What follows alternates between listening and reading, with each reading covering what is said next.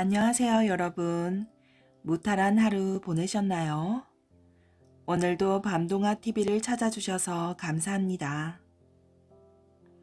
이야기 허리값이라고 들어보셨나요?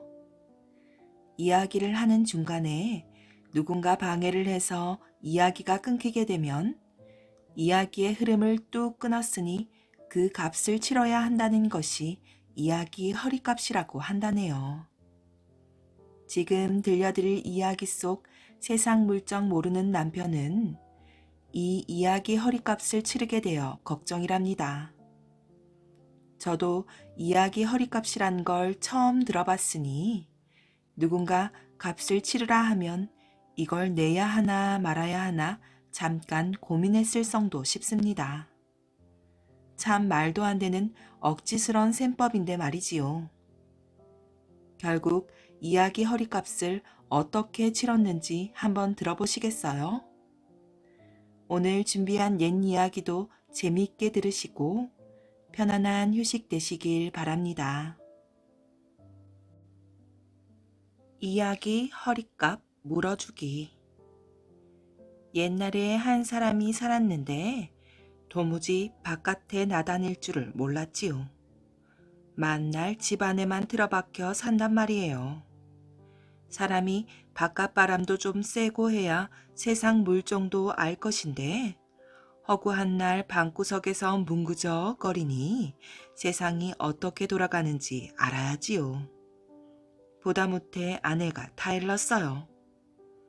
여보, 그러지 말고 동네 사랑방이라도 한번 가보시오. 가서 딴 사람들하고 어울려 얘기도 하고 좀 듣고 그렇게 좀 해보세요. 그래서 그날 저녁에 동네 사랑방이를 갔답니다. 동네 사람들이 여럿 모여서 얘기도 하고 노는데 거기 문을 벌떡 열고 들어갔어요. 사람들이 보니 낯이 가물가물한 사람이 왔단 말이에요. 아, 자네는 어쩐 일인가? 오늘은 놀러 나왔네. 그 중에 못된 사람이 좀 있었던 모양이에요. 저 어수룩한 구들지기를 한번 골려줘야 되겠다 이렇게 작정을 했어요.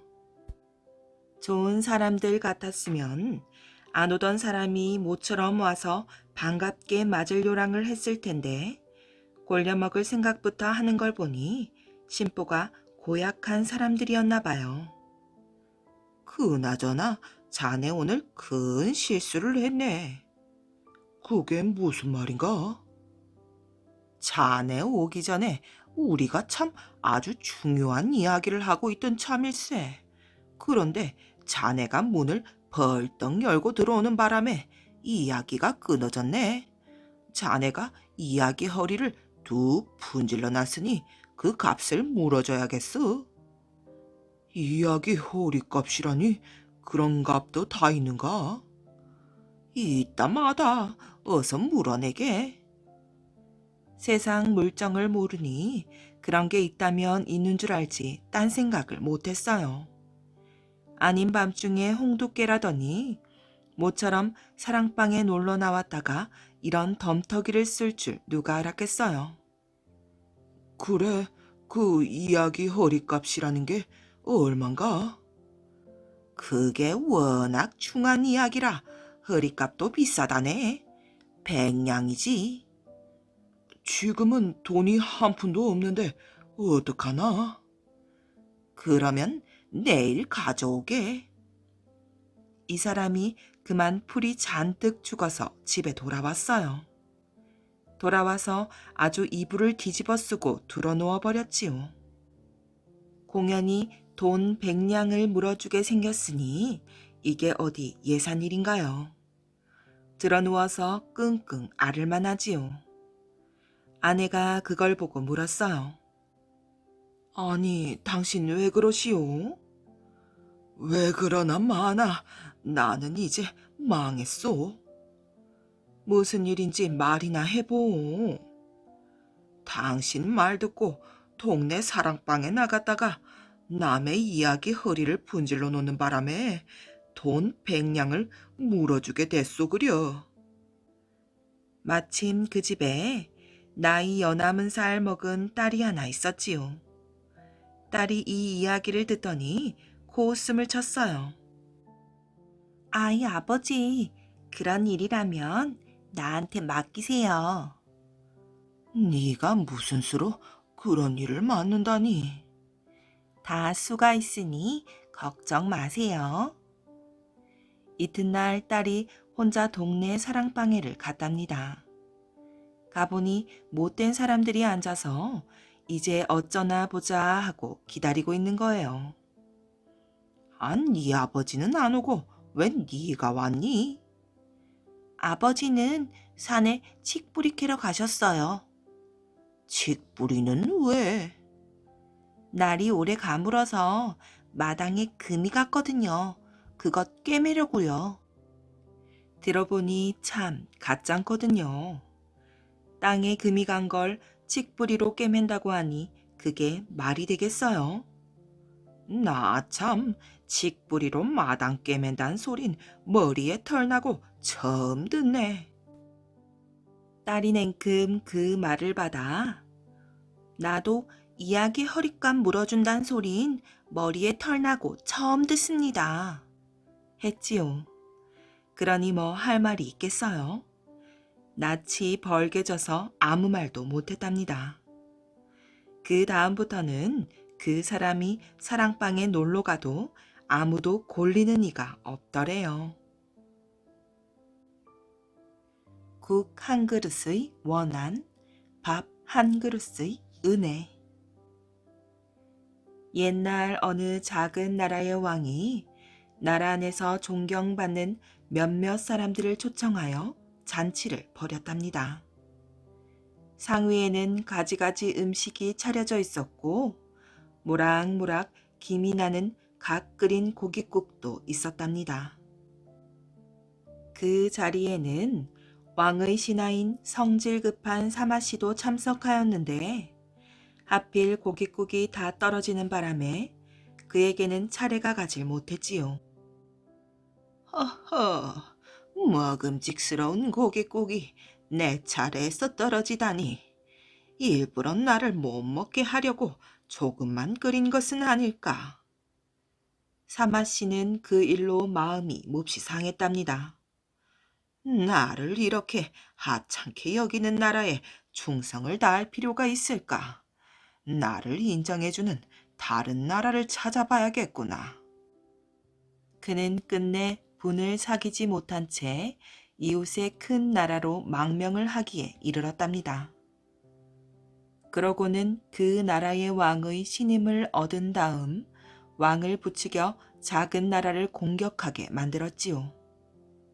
갑작스런 큰 나라의 공격에 당황한 작은 나라의 왕은 호위병도 제대로 갖추지 못하고 서둘러 피신을 하게 되었답니다.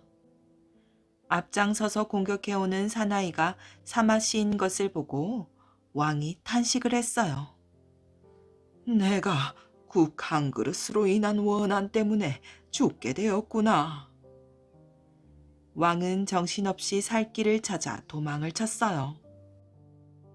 그런데 어디선가 긴 창을 든 건장한 사내 둘이 그를 따라오며 목숨을 바쳐 보호해 주는 게 아니겠어요?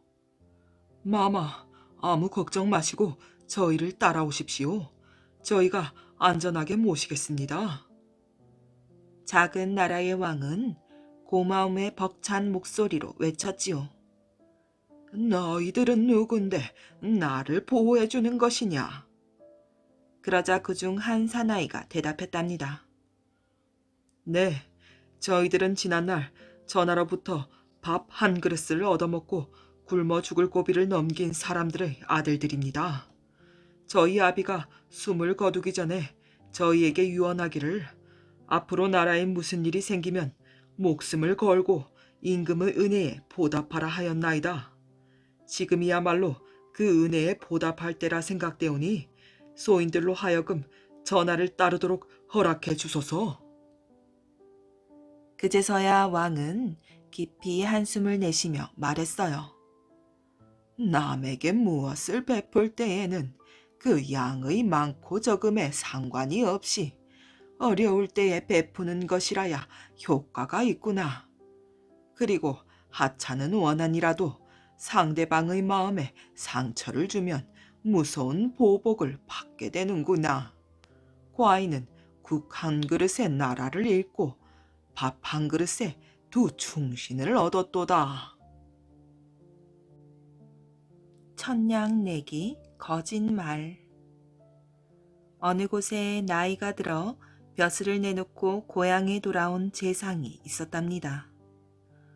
허허, 그거 참 하루가 너무 길고 지루하군. 재상은 재물은 많은 딩딩한 부자였으나 너무나 심심했어요. 그래서 하루는 재미삼아 이런 소문을 내었지요. 누구든지 한꺼번에 3가지 거짓말을 하는 사람에게는 돈 1000냥을 상으로 주겠다. 재상의 입에서 그건 거짓말이다 라는 말이 나오게 하면 누구든 돈 1000냥을 준다는 것이었어요. 그러자 소문을 들은 사람들이 재상의 집으로 구름같이 몰려들었지요. 먼저 한 숫장수가 와서 거짓말을 했어요. 저희 뒷마을에 머리가 셋이고 발이 8개인 사내 아이가 있는데 그 아이가 사실은 선녀의 아들이랍니다. 알고 계신지요? 그것은 나도 알고 말고. 재상이 웃으며 고개를 끄덕이자 다음엔 옹기장이가 와서 거짓말을 늘어놓았어요. 저희 마을에 아침에는 길가에서 두부를 팔고 저녁에는 종각에 올라가 종을 치는 노인이 있습니다. 그런데 사실은 그 노인이 동해의 용왕님이시라는 걸 알고 계신지요? 그것은 나도 알고 말고. 재상은 누가 무슨 말을 하든 옳지 옳지 하고 맞장구를 치니 누구든 상금을 탈 수가 없었어요. 그러던 어느 날 한 초라한 시골 총각이 찾아왔지요. 대감마님, 저도 거짓말 좀 해볼까 해서 왔습니다. 그럼 어디 한번 해보아라. 대감마님, 사실 저는 아주 부자입니다. 대감마님께서도 잘 아시지요? 재상이 총각을 보니 누덕누덕 기운 바지에 헐어 못 입게 된 누더기에 비쩍 마른 꼴이 분명 거짓말임에 틀림이 없었어요. 그렇지만 재상은 고개를 끄덕이며 말했어요. 그것은 나도 알고 말고. 그런데 제가 부자가 된 것은 소를 키우는 비법이 있기 때문이지요. 비법이라니? 먼저 커다란 나무 상자 안에 송아지 한 마리를 집어넣고 상자에 구멍을 뚫습니다. 그러면 송아지가 자꾸 크면서 살이 구멍 밖으로 삐져나올 게 아니겠습니까? 그 고기를 베어내고 또 자라면 베어내고 이렇게 자꾸 베어 팔아 부자가 된 것이지요. 여기 그 쇠고기를 가져왔으니 잡숴 보시지요. 그러면서 시골 청년은 죽은 생쥐 한 마리를 내놓았어요. 그러자 재상은 잘못하다간 그걸 먹게 될까봐 놀라서 소리쳤어요.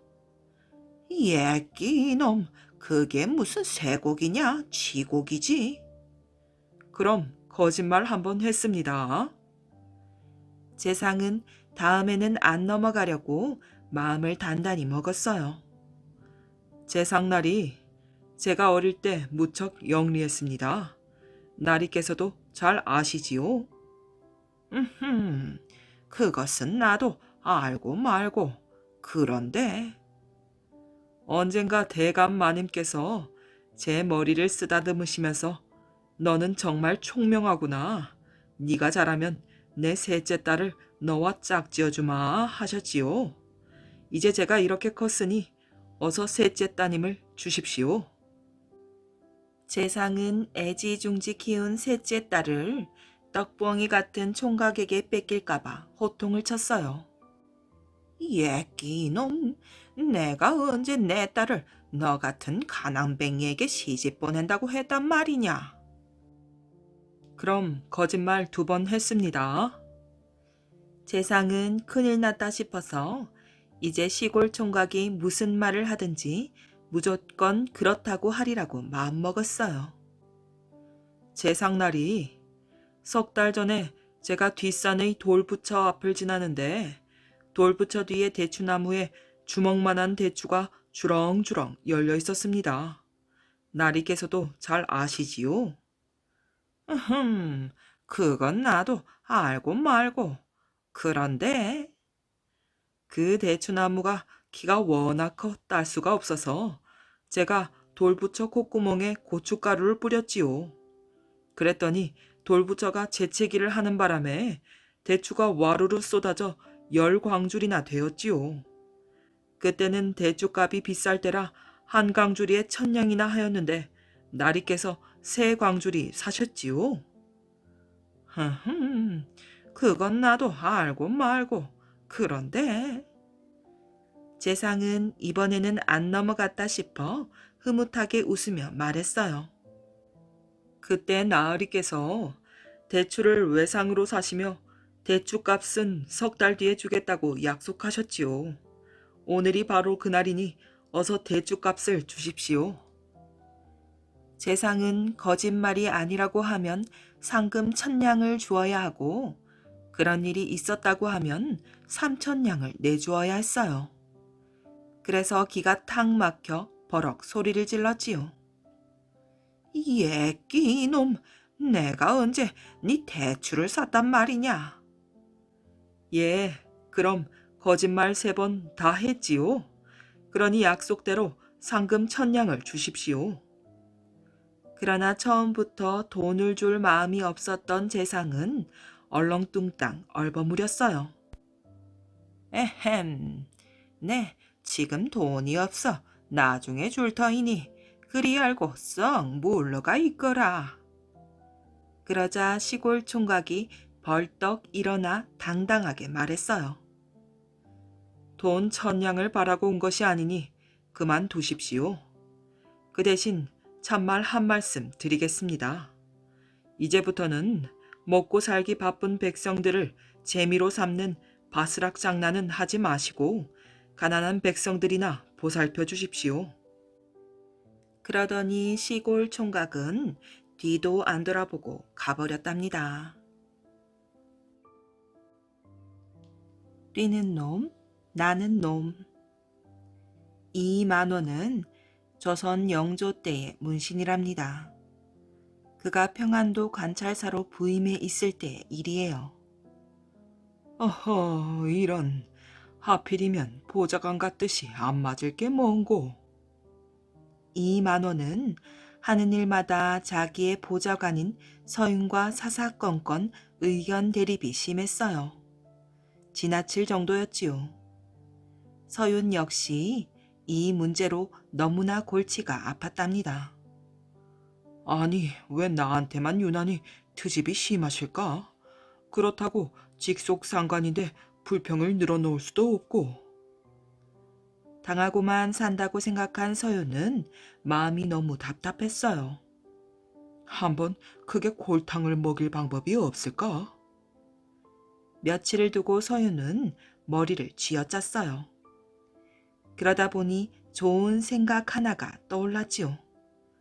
옳거니, 그래, 그렇게 하면 되겠구나. 다음 날 서윤은 출근하자마자 관찰사의 상징인 병부를 감춰버리고 말았답니다. 병부란 나라의 군사를 동원할 때 쓰는 공적인 신표이지요. 발병이라고 쓴 나무 조각의 가운데를 쪼개서 오른쪽은 그 지방 책임자에게 주고 왼쪽은 임금이 보관한답니다. 그러다가 군사를 동원할 필요가 있을 때 임금은 자기가 보관한 쪽과 함께 명령서를 보내고 명령서를 받은 사람은 그 나무 조각을 자기의 것과 맞춰본 다음 맞아야 명령에 따르는 것으로 대단히 중요한 것이었지요. 그러므로 병부를 잃어버린 관찰사란 이름뿐인 허수아비에 불과한 것이었지요. 중요한 병부가 없어졌다는 것을 안 이만원은 몹시 놀랐답니다. 아이고, 이거 큰일 아닌가. 주머니 속에 들어있던 게 발이 달려서 걸어나갈 리도 없을 텐데. 생각에 생각을 거듭해봐도 누군가가 자기를 골탕 먹이려고 한 짓이 분명했어요. 허허, 누가 감히 배짱 좋게 그런 짓을 했을까? 병부가 없어졌다고 드러내놓고 물어볼 일도 아니었기 때문에 이만원의 마음은 바짝바짝 탔답니다. 섣불리 이야기를 퍼뜨리고 마음에 집히는 사람을 잡아다 수사했다가는 소문만 삽시간에 퍼져 자기에게 더욱 해로울 뿐이었지요. 누군가가 설령 훔쳤다 하더라도 순순히 자백을 할 리도 만무했어요. 이만원은 불안한 생각에 안절부절 못했지요. 처음부터 몇 번이고 되풀이해서 생각해 보아도 아무런 묘안이 떠오르지 않았답니다. 아픈 머리를 쌓고 이만원은 어머니에게 문안을 드리러 갔답니다. 아픈 게냐? 얼굴이 왜 그러느냐? 무슨 근심이라도 있느냐? 어머니의 날카로운 눈은 속일 수가 없었답니다. 그래서 이만원은 사실대로 말씀을 드렸지요. 어머니, 소자가 큰일을 저지르고 말았습니다. 도대체 무슨 일인데 그렇게 당황하느냐? 차근차근 말을 해보거라. 소중히 보관해야 할 병부를 잠깐 풀어두었는데 그만 감쪽같이 없어지고 말았습니다. 이 일이 조정에 알려진다면 큰 벌을 면치 못할 것입니다.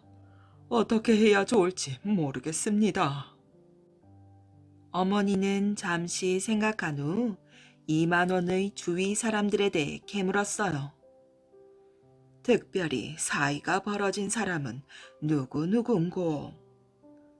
2만 원은 사실대로 자세히 주변 사정을 이야기했어요. 그렇다면 병부를 찾을 길은 이 방법뿐이구나. 방법이 있습니까? 어머니는 아들에게 귓속말로 한 방법을 일러주었어요. 옳거니 그렇게 하면 되겠군요. 들어올 때와는 달리 얼굴이 밝아진 2만 원은 어머니를 향해 빙그레 웃어 보이며 밖으로 나왔답니다. 다음 날이었어요. 2만 원은 병부를 잃어버린 사실을 전혀 모르는 듯 연광정에서 큰 잔치를 열고 서윤과 몇몇 관리들을 불렀답니다. 그동안 수고들 했네. 오늘 하루라도 즐겁게 보내도록 하게. 기생들은 멋들어진 춤을 추며 자리에 흥을 돋우었어요. 그때였답니다. 불이야, 불! 감령에 불이 났다. 여기저기서 고함 소리가 들려왔어요. 뭐라고? 불이 났다고? 잔치 자리를 털고 여러 사람이 일어나 보니 뭉클뭉클 치솟는 연기가 이미 하늘을 덮어 나가고 있었답니다. 갑자기 2만 원이 차고 있던 병부 주머니를 풀어 서윤에게 맡기며 말했어요. 잠깐 좀 맡아주게. 나야 불을 끄다 죽어도 괜찮지만 이것은 소중히 보관해야 할 것이 아니겠나. 아니. 미처 서윤이 대답할 겨를도 주지 않고 2만 원은 휑하니 뛰어나가 버렸어요. 눈 깜짝할 새에 일어난 일이었지요. 서윤은 자기가 주머니를 받아서는 안 된다는 것을 깨달았으나 때는 이미 늦었답니다. 아이고, 내가 한 수 졌구나. 서윤은 한숨을 내쉬었어요. 그냥 빈 주머니째로 돌려주었다가는 야단이 날 것이 뻔한 노릇이었기 때문이지요.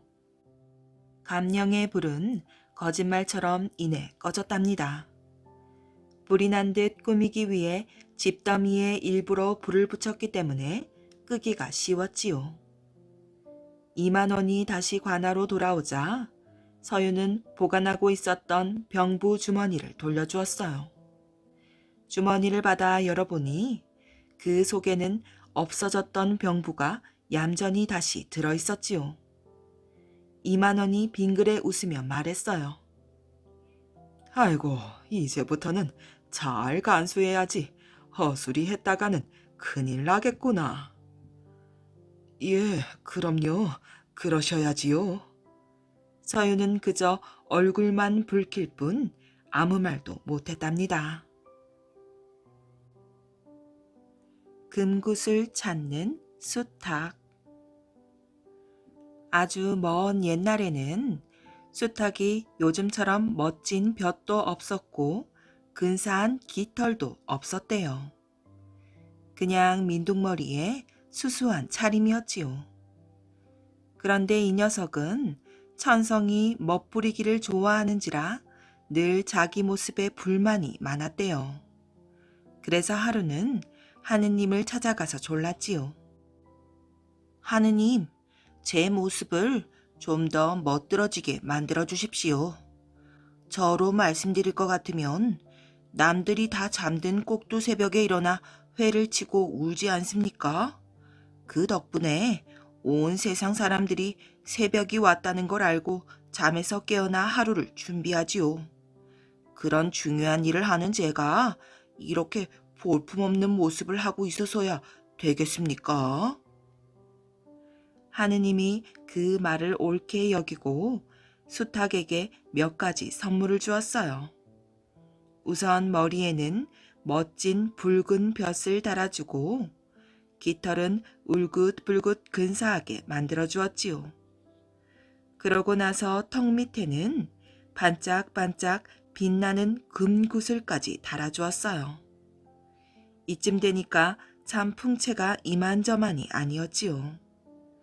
수탉은 그런 자기 모습이 아주 마음에 들어서 잔뜩 우쭐대며 돌아다녔어요. 이만하면 이 세상에서 날 따를 날짐승은 없겠는걸. 아닌 게 아니라 풍채 좋고 목청 좋고 게다가 미끈한 다리로 걷다가 뛰다가 날개를 펴고 푸드덕푸드덕 날기까지 하니 더 바랄 게 무엇이겠어요. 수탉은 아주 거드림이 머리 끝까지 올랐답니다. 꼭두 새벽에 일어나 회를 툭툭 치면서 목을 쭉 빼고 꼬끼요 하고 우러져치면 온 세상이 잠에서 깨어났지요. 그렇게 남들을 다 깨워놓고 정작 자기는 어슬렁어슬렁 돌아다니다가 남이 애써 거두어 놓은 나달이나 쪼아먹는 게 일이거든요. 그러다가 질리면 양지 바른 곳에 앉아 부리를 기세에 묶고 늘어지게 낮잠이나 자고 말이에요. 이 꼴을 보고 배알이 틀린 짐승도 있었나 봐요. 하루는 땅 속에 사는 지렁이가 꿈틀꿈틀 기어나와 수탉을 쳐다보고 슬슬 시비를 걸었지요. 수탉아, 너는 왜 날마다 새벽에 남의 단잠을 깨워 일하게 해놓고는 자기는 빈둥빈둥 놀고만 지내느냐? 수탉이 그 말을 듣고 가짠타는 듯이 코웃음을 쳤답니다. 뼈다귀도 없는 놈이 건방지구나. 나는 이래봬도 하느님한테 붉은 벼에다 알록달록 깃털에 금구슬까지 선물로 받은 몸이다. 좀 놀고 먹으면 어때서 그러느냐? 지렁이는 그 말을 듣고 기분이 상할 대로 상했어요. 그래서 언젠가 한번 골려주려고 단단히 별렀지요. 그러다가 하루는 수탉이 늘어지게 낮잠을 자고 있을 때 지렁이가 땅속에서 슬금슬금 기어나오다가 그 꼴을 보았지요. 옳거니 이때다. 지렁이는 다짜고짜 수탉 턱 밑에 달린 금구슬을 떼어내가지고 도로 땅속으로 들어가 버렸어요. 뒤늦게 잠에서 깬 수탉은 금구슬을 찾는다고 두 발로 땅을 파헤치며 부리로 흙을 콕콕 쪼아댔지요. 그러면서 구슬 구슬 내 금구슬 하고 울었는데 나중에는 귀찮아서 그냥 구구구구 하고 말았대요. 그때부터 수탉은 두 발로 땅을 파헤치고 부리로 흙을 쪼면서 구구구구 하고 울게 된 거랍니다. 부원군 민재의 너그러움. 조선 태종의 장인인 여흥 부원군인 민재는 마음이 너그럽기로 유명하였답니다. 그는 항상 대궐의 조회에서 돌아오면 편한 옷으로 갈아입고 이웃집에 놀러가서 바둑을 두곤 하였지요. 어느 날 민재는 여느 날처럼 평상복으로 갈아입자마자 이웃집에 바둑을 두러 갔는데 대국을 할 주인이 나오지 않아 혼자 정자에 올라가 기다리고 있었어요. 그때 갑자기 녹사가 여흥 부원군의 집으로 찾아왔지요. 녹사란 중앙관청에서 사무를 보는 계급이 낮은 관리입니다. 대궐에서 부원군을 모시러 왔소이다. 녹사가 말하자 하인이 대답했어요. 지금 안 계십니다. 그럼 어디 가실 만한 곳은 모르오? 이웃집에 자주 놀러를 가십니다. 녹사가 하인의 말을 듣고 볼이 나게 이웃집으로 가서 주인을 불러도 안 나오자 할 수 없이 정자로 올라갔답니다. 정자에 앉아있던 부원군을 보자 녹사가 물었지요. 노인장은 누구십니까? 이웃에 사는 사람이요. 녹사는 할 일 없는 노인을 보자 슬쩍 장난기가 도졌지요. 그래서 이렇게 한마디 했답니다. 얼굴에 유난히 주름이 많은데 어찌 된 일입니까? 부원군은 아무렇지도 않은 듯 태연하게 대꾸했어요. 타고난 바탕이 그런 걸 어쩌겠소. 혹 실로 얼굴 가죽을 꿰매어 쭈그러뜨린 게 아닙니까? 하하, 그랬나 보. 노인장은 글을 좀 아십니까? 내 이름 석자 정도는 쓸 줄 아오. 마침 그 옆에 바둑판이 놓여 있는 것을 보고 녹사가 다시 물었지요. 헤? 그럼 바둑은 둘 줄 아십니까? 조금 하지요. 심심한 김에 잘 됐다 싶어 녹사는 부원군 앞으로 바짝 다가앉았어요. 그럼 노인장, 저와 한판 두시겠습니까? 그럽시다 그려. 부원군이 바둑알을 지며 물었어요. 헌데 여긴 무슨 일로 오셨소? 부원군을 모시러 왔습니다. 내가 부원군이 되면 안 되겠소? 그럼 제가 임금님이 되지요. 녹사가 어림없다는 듯이 말했어요. 이렇게 이야기를 주고받으며 바둑을 두는데 집주인이 헐레벌떡 뛰어나왔지요. 아이고, 영공께서 여기 계신 줄을 모르고 다른 곳을 찾아다녔습니다. 오랫동안 기다리시게 해서 죄송합니다. 그때야 노인이 부원군임을 깨달은 녹사는 신발을 든 채 걸음아 날 살려라 주랭랑을 쳤답니다. 좀 짓궂기는 하지만 배짱 좋은 씩씩한 사람이요. 허허허. 그 뒤부터 민재는 녹사를 후히 대하였답니다. 이렇듯 민재는 성품이 너그러웠지요. 삼색 제비꽃 이야기. 옛날 어떤 말에 누가 시키지 않아도 무엇이든 스스로 알아서 척척 잘하는 마음씨 고운 처녀가 있었답니다. 처녀는 가난한 살림이지만 부모님을 모시고 오순도순 재미나게 살았어요. 눈썰미가 있어서 어깨 너머로 배웠어도 바느질을 아주 잘했지요. 송편도 예쁘게 빚어서 어른들은 시집 가면 예쁜 딸 낳겠네 하며 기특해했답니다. 밭일할 때도 몸을 사리지 않고 다른 사람 한 이랑 맬 동안 두 이랑을 메었지요. 부모님은 효성스럽고 무슨 일이든 즐겁게 하는 딸이 자랑거리였어요. 처녀가 사는 마을뿐 아니라 이웃 마을까지 소문이 나서 아들 가진 집에서는 서로 며느리를 삼으려고 했답니다. 여기저기에서 혼담이 들어왔지만 부잣집에서 혼담이 들어오면 처녀는 번번이 고개를 저었어요. 나이는 점점 들어가는데 부잣집은 싫다고 고집을 부리니 어머니는 고운 딸이 혼기를 놓칠까봐 걱정이었지요. 얘야, 부잣집으로 시집가는 게 왜 싫으냐? 가면 지금처럼 일을 힘들게 많이 하겠니? 살림 걱정을 하겠니? 하지만 처녀는 부잣집보다는 자기 뜻대로 재미나게 일하며 온 식구와 마음이 통하는 집으로 시집가고 싶다고 말했답니다. 남의 손 빌리지 않고 자기 힘으로 일해서 살림을 살고 싶다나요?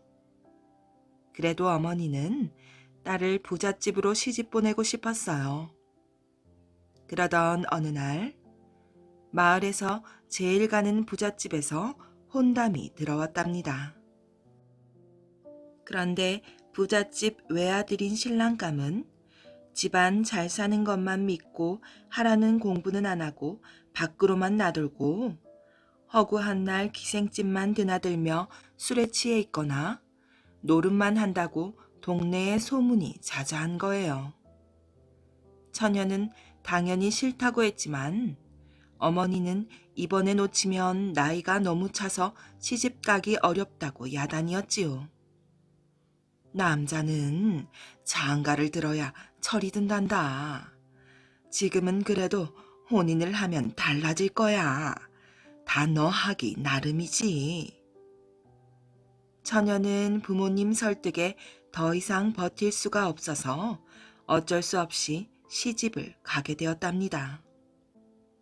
부잣집 며느리가 된 새색시가 아침에 일찍 일어나 몸단장을 하고 부엌으로 나갔더니 시어머니는 부엌 일은 걱정 말고 어서 들어가 네 신랑이나 챙기거라 하며 부엌 근처에 얼씬도 못하게 했지요. 신랑은 밖에도 안 나가고 방에서 뒹굴뒹굴 하면서도 색시는 거들떠보지도 않는 거예요. 부엌에 나가는 대신 바느질이라도 해야겠다고 생각한 색시가 시어머니에게 바느질할 것이 있냐고 했더니 막 야단을 치는 거예요. 내가 뭐랬느냐? 너는 네 신랑만 잘 받들면 된다고 했거늘 또 딴소리냐? 부엌 일도 바느질도 할 수 없어 수라도 놓으려고 수틀을 집어들면 신랑은 확 빼앗아서 던져버렸어요. 신랑도 시어머니도 색시가 무슨 일만 하면 야단을 치니 하루하루가 지옥 같았지요. 한 달 가까이 집에서 뒹굴던 신랑은 어머니 아버지 관심이 뜸해진 틈을 타 또 다시 밖으로 나돌았답니다. 기생집에 가서 술에 취해 있지 않으면 노름판에 가는 거예요. 색시는 식구 먹을 밥은 제 손으로 챙기고 싶은데 부엌 근처에는 얼씬도 못하게 하고 바느질거리도 주지 않아 아무것도 할 수가 없었지요. 신랑은 집에 들어오는 날이면 말도 안 되는 일로 생트집을 잡더니 끝내는 매질까지 하였답니다. 어느 날 색시가 방문을 열고 문설주에 기대어 밖을 내다보고 있었어요. 그런데 이 집에서 기르는 고양이 한 마리가 쥐를 잡느라고 마루 밑에 딱 웅크리고 있었어요. 먹이통에 준 밥은 그대로 두고 말이에요. 며칠을 두고 보니 고양이는 주인이 주는 밥보다 제 힘으로 잡은 쥐를 더 좋아하는 거예요. 색시는 그 고양이를 보고 숨을 쉬기도 힘들 만큼 가슴이 꽉 막혀버린 자신을 발견했답니다. 자기 신세가 고양이 신세보다 못하다는 생각이 들었지요. 제 힘으로 할 수 있는 일이 아무것도 없었거든요. 고양이를 볼 때마다 시집 오기 전 자유로웠던 때가 자꾸만 생각났어요. 시집 오기 전에는 마음먹은 일은 무엇이든 척척 해내며 사니 물에 찬밥 말아 된장에 풋고추만 찍어 먹어도 꿀맛이었는데 시집 와서는 아무 일도 못하고 방에만 처박혀 있으니 밥맛도 없었지요. 또 그때는 저녁 늦게까지 바느질을 하고도 아침이면 거뜬히 일어났는데 요즘은 아침에 일어나도 잠에서 깨질 않고 잠을 자도 잔 것 같지 않아 늘 머리가 띵한 거예요. 그러니 점점 야위고 기운을 차리기가 힘들었지요. 신랑은 자기 색시가 그런 줄도 모르고 여전히 밖으로만 나돌았답니다. 집에 들어오는 날이면 자기를 반기지 않는다고 매질을 해댔어요. 그렇다고 친정에 갈 수가 있나 친구를 만나 하소연을 할 수 있나. 만약 그랬다가는 불호령이 떨어지거나 신랑이 매질을 할 게 뻔했으니까요. 결국 색시는 몸져 누워버렸답니다.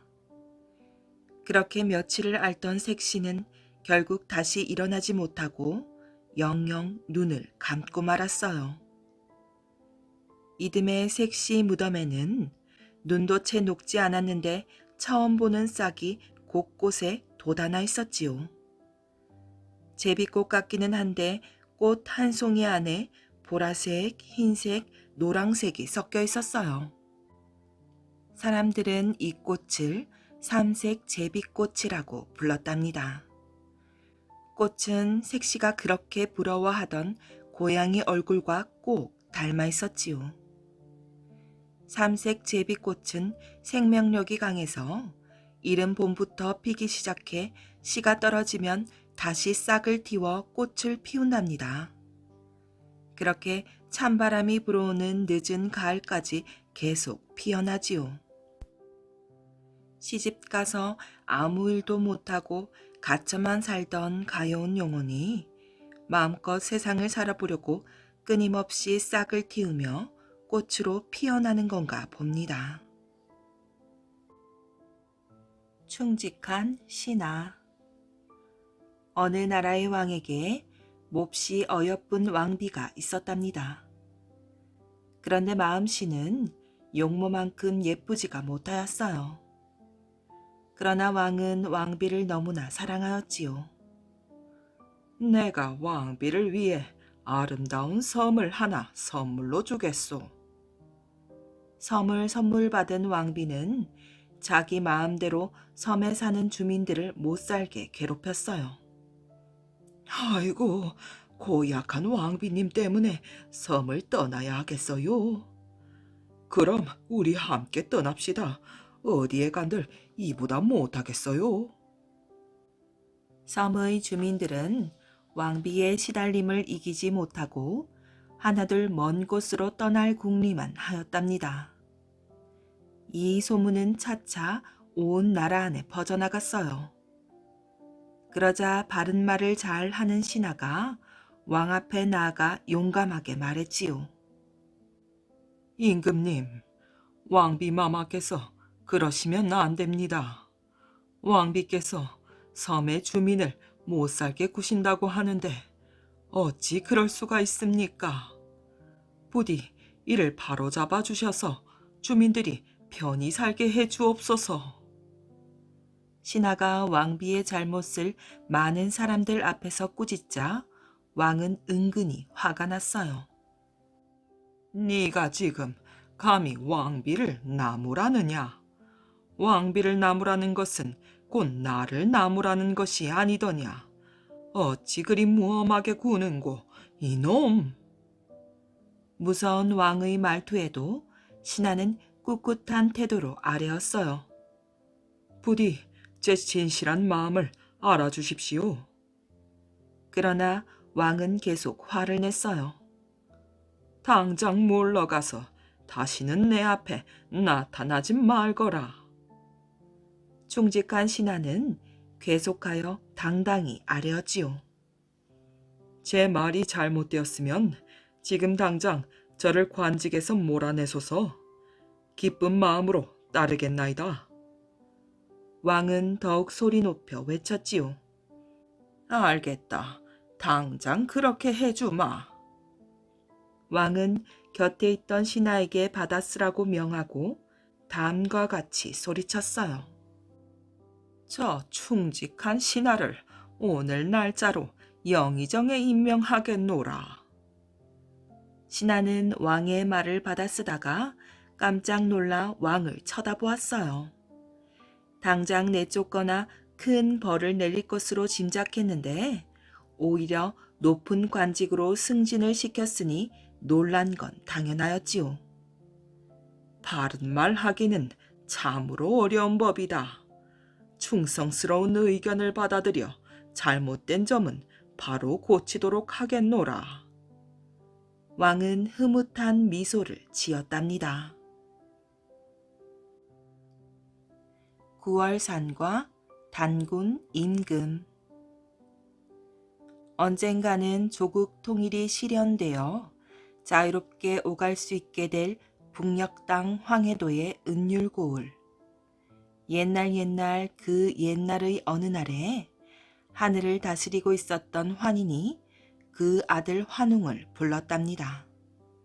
아들아, 내 말을 잘 듣거라. 아버님, 무슨 말씀이옵니까? 너도 이만큼 자랐으니 무언가 뜻있는 일을 해야 하지 않겠느냐? 아버님, 저는 지금까지 그 명령이 내려질 것을 기다리고 있었습니다. 저에게 어서 명령을 내려주십시오. 너의 생각이 그러하다니 나는 더욱 마음이 든든해지는구나. 너는 내일부터 이 하늘 아래로 내려가서 땅 위의 사람들을 다스리도록 하거라. 예, 아버님의 분부대로 하겠사옵니다. 그래서 하늘 임금의 아들 환웅은 바람을 다스리는 품백, 구름을 다스리는 운사, 비를 다스리는 우사 등 여러 신하들과 자기가 할 일을 도와줄 많은 무리들을 거느리고서 하늘 아래의 땅으로 내려와 도시를 이룬 것이 묘향산의 신단수 나무 아래였답니다. 그날부터 환웅은 이 땅 위의 백성들을 다스리게 된 맨 첫 번째의 임금이 되었지요. 그래서 나라 일을 볼 대궐부터 먼저 지은 환웅 임금은 자리에 걸터 앉으면서 크게 한숨을 내쉬었답니다. 생각하고 있었던 것보다 더 많은 일들이 나를 기다리고 있었던 셈이로구나.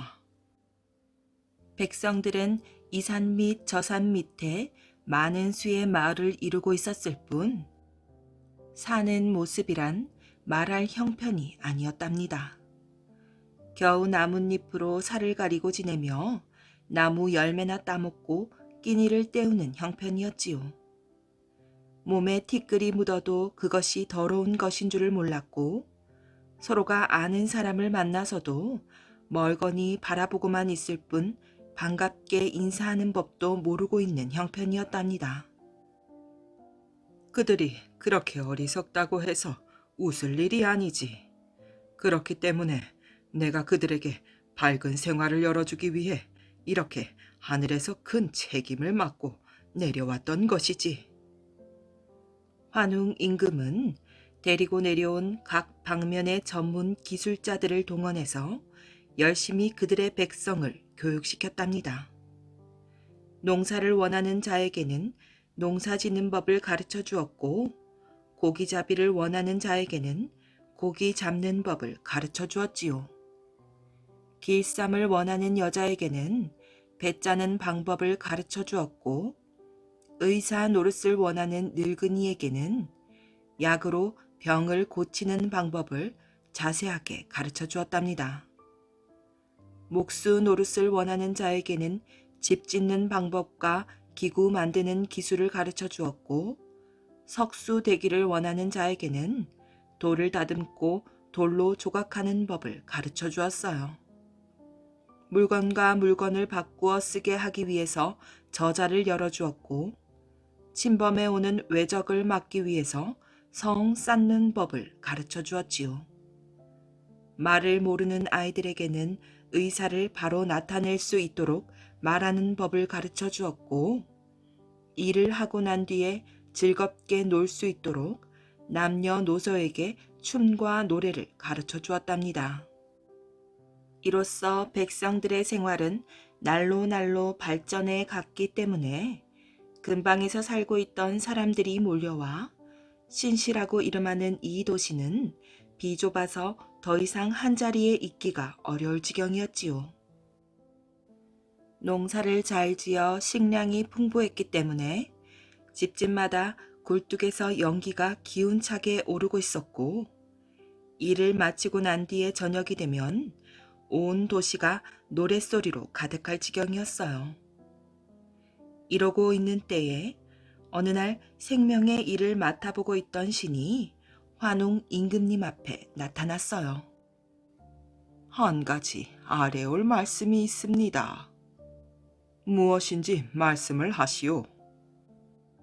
이만하면 백성들이 잘 살고 있다고 생각하시옵니까? 욕심을 말하려면 한정이 없는 일이겠지만 이만했으면 나라가 잘 될 수 있는 기초는 닦여졌다 할 수가 있겠지요. 과연 옳은 말씀이시옵니다. 어둠을 비추는 저 해를 섬기듯 백성들은 임금님의 높으신 은혜에 감사하고 있사옵니다. 그렇지만 걱정되는 일 한 가지가 있습니다. 걱정되는 일이 있다니 그것은 무엇인고? 백성들이 잘 살아갈 만큼 터전을 마련해 주셨으니 임금님께서 미구의 하늘로 돌아가셔야 할 게 아니옵니까? 그렇지, 내가 내려왔던 목적이 다 달성되었으니 얼마 안 있어서 나는 돌아가기로 되어 있는 몸이지. 그러니 그게 걱정이라는 것이옵니다. 임금님께서 하늘로 돌아가시고 나면 장차 이 백성들을 누가 대신해서 다스린다는 말씀이옵니까? 그 소리를 듣자 환웅 임금은 아차, 내가 아직 그런 생각을 하지 못하고 있었구나 하는 생각을 하였어요. 과연 그대의 말이 옳으이. 그러면 누구에게 그 일을 맡기고 가는 게 좋을 것 같소? 임금님의 뒤를 이을 자손을 얻도록 하셔야 됩니다. 상속자를 마련해 놓아야 한다는 말씀이 없지요. 옳은 말씀이야. 그러나 나는 하늘에서 내려온 처지라 땅에서 살아온 지신과 관계를 가져서 낳은 자식이라야 이 땅을 다스릴 자격이 있겠는데 그런 지신족의 여인을 구할 수가 있겠는가? 이따뿐이겠사옵니까? 즉시 대령에 올리겠사옵니다.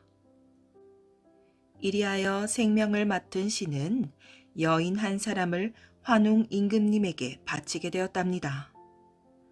이 여인이 바로 태백산에서 살아온 지신족 출신이옵니다. 지신이란 땅을 맡아 다스리는 신을 말하는 것이지요.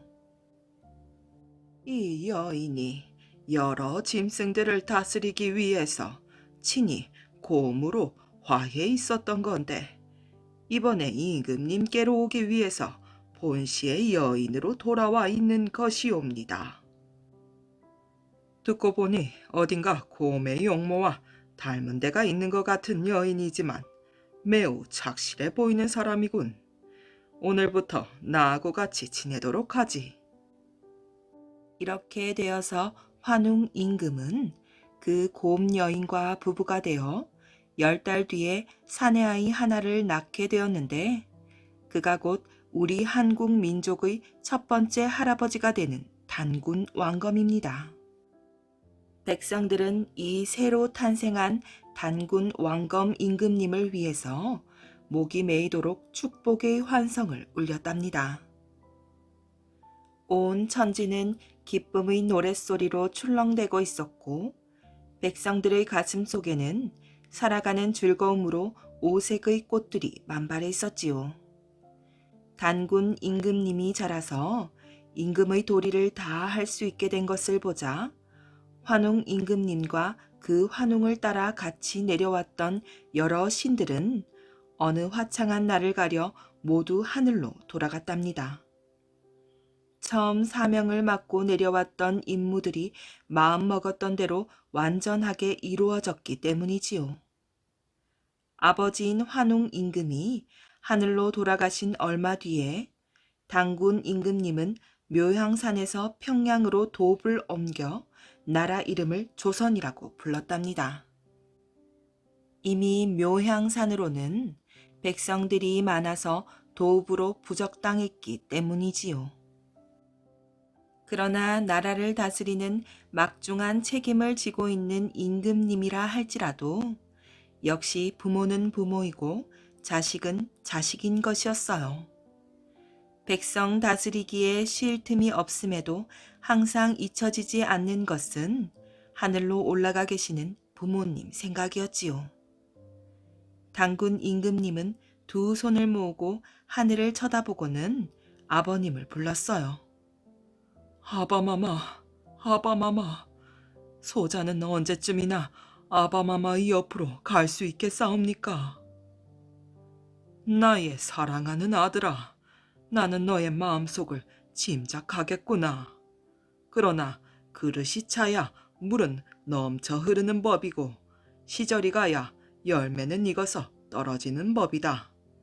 네가 맡은 일을 다 끝내고 나면 네가 원하지 않아도 나는 너를 불러올 터이니 부디 다른 데 마음 두지 말고 백성 다스리는 데나 전념을 하도록 하거라. 단군 임금님은 아버님 환웅 임금님의 분부대로 백성 다스리는 일에만 온 정성을 다했답니다. 그랬기 때문에 남녀노소 백성들은 단군 임금님을 모두 부모같이 우러러 섬겼어요. 그리고 온 누리를 밝게 비춰주시는 햇님같이 믿고 있었던 것이지요. 날마다 아침이면 흰옷 입은 남녀노소 백성들이 대궐 앞 광장에 바다같이 가지런히 엎드려서 단군 임금님의 만수무강을 빌었답니다. 부디 오래 사시어서 한결같이 저희들을 보살펴 줍소서.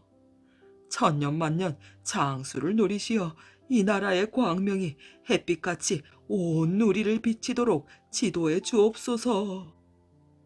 그렇도록 빌어 올린 때문이었을까요? 완전한 나라가 되도록 하기 위해 몸소 신령스러운 기운을 내셨던 까닭에서였을까요? 단군 임금님은 1000년이 넘도록 조선을 다스리셨답니다. 단군 임금님은 매양 궁궐 안의 높은 다락 위에 올라가서 백성들이 평화롭게 살고 있는 모습을 보고 만족했지요. 저만큼 순박하고 부지런한 백성들을 두었다니 나는 복된 임금인 게지. 모두가 다 저 하늘에서 부모님이 걱정을 해주시는 덕이리라. 그러면서도 단군 임금님은 매양 부모님에 대한 그리움을 덜어버리고 있을 수가 없었답니다. 그러자 어느 날은 하늘로부터 기쁜 소식이 들려왔어요. 너는 이제 네가 맡은 기간이 다 되었으니 너 대신 나라를 다스릴 후계자를 물색하도록 하라. 이러한 아버님의 말씀에 순종해서 두 번째의 임금님을 세웠으니 그 임금님의 이름은 기자 임금님이었어요. 그때 당군 임금님의 나이는 1980살이었지요.